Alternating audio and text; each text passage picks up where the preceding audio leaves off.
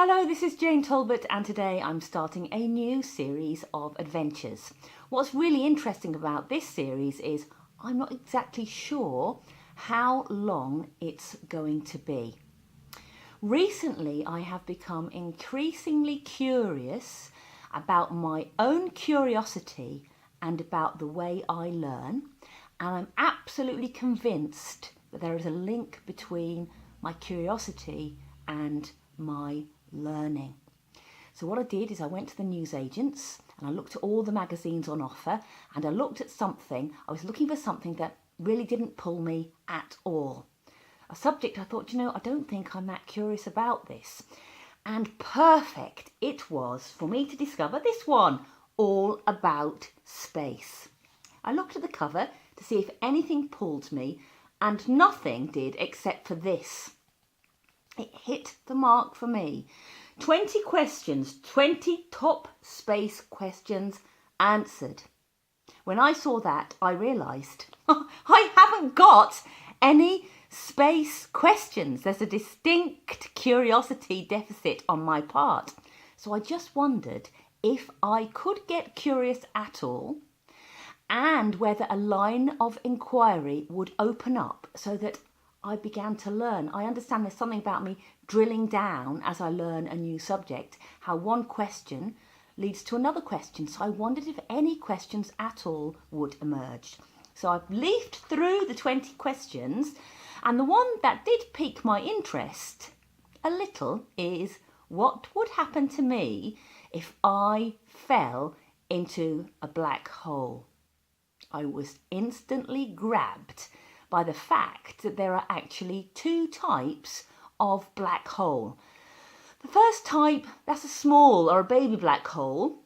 That's called a stellar mass black hole.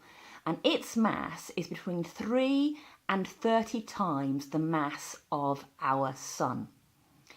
The other type is a supermassive black hole, bit of a clue in the name there. They're big and their mass is somewhere between 1,000,000 and 1,000,000,000 solar masses, and it really does depend on what type of hole you fall into, what happens. So if you were to fall into the smaller stellar hole, then you would be absolutely and utterly ripped to shreds due to these massive G-forces on your body.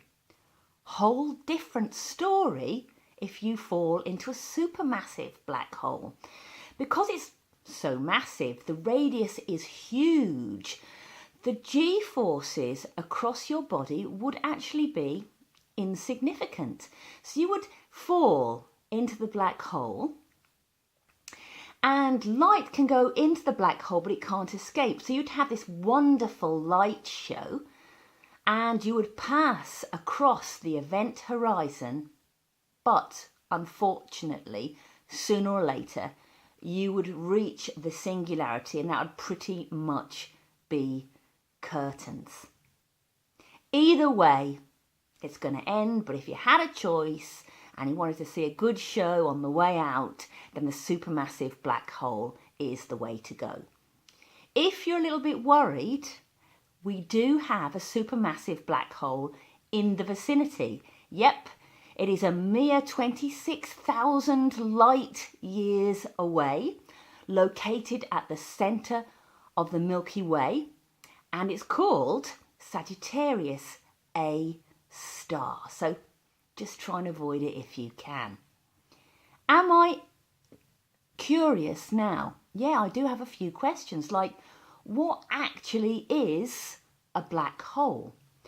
What is an event horizon? I've heard the term, seen it on sci-fi films, but what actually is it? And what is a singularity? Got a bit of a hunch about that, and it feels a bit of a squeeze to get through, and that's probably why you don't get out the other side. I'm curious, and I'm going to follow this line of inquiry tomorrow. Bye!